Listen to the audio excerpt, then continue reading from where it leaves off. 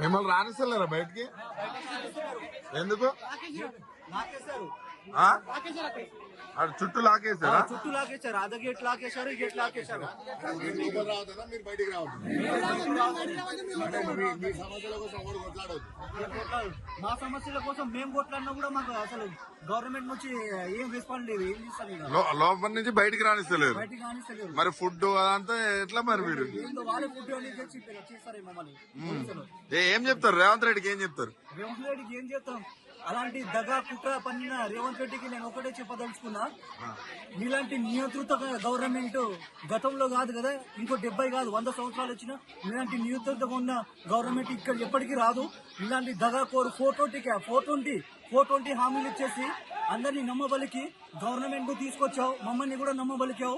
మమ్మల్ని కూడా నీ 2 లక్షల ఉద్యోగాలు ఇచ్చేసినాం అంటున్నారు. 78,000 ఆల్రెడీ పూర్తి చేసినాం అంటున్నారు.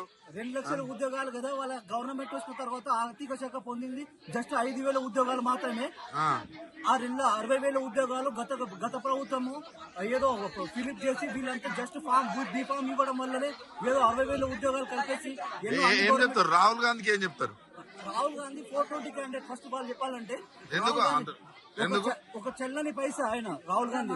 ఎందుకట్లా చెల్లని పైసా అంటే ఆల్రెడీ తెలుసు దేశం మొత్తంలో ఆల్రెడీ రాహుల్ గాంధీ ఏంటనేది.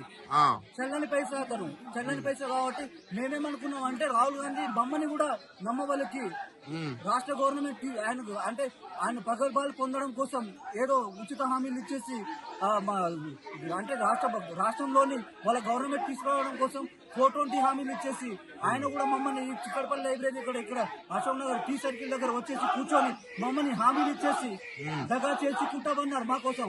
అంటే ఆ రోజు మేధావులు ఎవరైతే కాంగ్రెస్ ని అధికారంలో తీసుకురమ్మన్నారో ఆకునూరు మురళి కావచ్చు, బలమూరు వెంకట్ కావచ్చు, ఇంకా కోదండరామ్ కావచ్చు, వీళ్ళందరూ మాట్లాడతలేరు. ఇప్పుడు ఏం చెప్తారు? అంటే ఆకునూరు మురళి కానీ ఈ కోదండరామ్ సార్ కానీ ఏమనుకున్నామంటే వీళ్ళు నీతి నిజాయితీగా కూడుకున్న క్యాండిడేట్లు అనుకున్నాం. వీళ్ళు కూడా మమ్మల్ని వాడుకొని మమ్మల్ని యూజ్ చేసుకుని తర్వాత వాళ్ళు పదవులు పొందుతారనే విషయం మాకు తర్వాత తెలిసింది. ఈ 2 సంవత్సరాల తర్వాత మాకు తెలిసింది ఏంటనేది వాళ్ళ అసలు.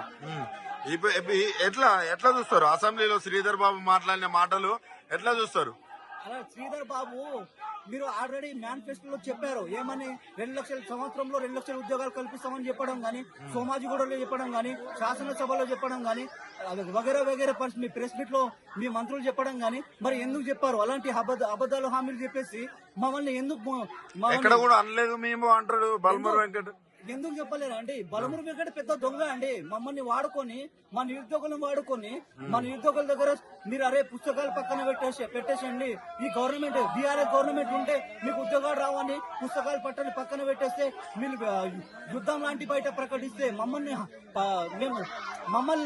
నమ్ముకుంటే మా గవర్నమెంట్ వచ్చిన తర్వాత సంవత్సరంలో 2 లక్షల ఉద్యోగాలు కల్పిస్తామని ఆయన చెప్పడం జరిగింది. మరి ఇప్పుడు ఇట్లా అంటున్నాడు. ఆయన పెద్ద దొంగ అండి. ఆయన నమ్ముకునే మేము మోసపోయాము అతను అందరము. మేము అందరు నిరుద్యోగులు చిక్కడపల్లిలో నిరుద్యోగులు అందరం అందరు విద్యార్థులంతా మోసపోవడానికి ఏకైక కారణం బలమూరి వెంకట అయినా సరే, ఆకుల ముళ్ళు అయినా సరే, రియాజ్ అయినా సరే, కోదండరామ్ సార్. ఉద్యోగాలు ఎక్కువైపోతున్నాయట కదా, అంటే రోడ్ల మీదకి వచ్చి ధర్నాలు చేసేటోళ్ళు అసలు నిరుద్యోగులే కాదు అంటున్నారు. మతి లేని మాట్లాడుతురో, మతి తప్పి మాట్లాడుతురో ఏందో. మళ్ళీ ఎవరైనా సరే ఒకరు భోజనం పెడుతున్నామంటే భోజనం కావాలని అడిగినప్పుడు భోజనం పెట్టినప్పుడు భోజనం కావాలనుకుంటాం. సీఎంఏ చెప్తున్నాడు కదా అసలు వాళ్ళకి ఉద్యోగాలు వద్దని ధర్నాలు చేస్తున్నారు అంటుండే. ఉద్యోగాలు వద్దని ఎవరైనా ధర్నాలు చేస్తారు. ఇప్పుడు ఎందుకు ఇంతమంది ఎందుకు నిలబడటం అండి? 2 సంవత్సరాల నుంచి టీఎస్పీసీ ముట్టడించడం కానీ రోడ్డు మీద ధర్నాలు అవన్నీ మీ రాజకీయం కోసం అంట కదా, రాజకీయం కోసం అంట. మీకు చదువులు రానోళ్ళు అంట. చదువు 3 ఇయర్స్ నుంచి గ్రూప్ 2 ప్రిపేర్ అవుతున్నానండి. నేను ఆస్పిరెంట్, గవర్నమెంట్ ఆస్పిరెంట్ కోసం 3 ఇయర్స్ నుంచి ప్రిపేర్ సీరియస్ ఆస్పిరెంట్ అండి. నేను ప్రభు నాకు ఎలాంటి గవర్నమెంట్ ఏమంటారు వేరే పార్టీ నుంచి కానీ ఇలాంటి ఇతర పార్టీ నుంచి నాకు ఎలాంటి సంబంధాలు లేవండి. నేను అంటే ఎవరు రోడ్డు మీద వచ్చినా గానీ లేదా గవర్నమెంట్ అగెన్స్ట్ మాట్లాడితే వేరే పార్టీకి సంబంధించి క్యాండిడేట్ అని ఇట్లా మీరు దాన్ని ఎలా చెప్పగలుగుతారో మాకు అర్థం కావట్లేదు. First of all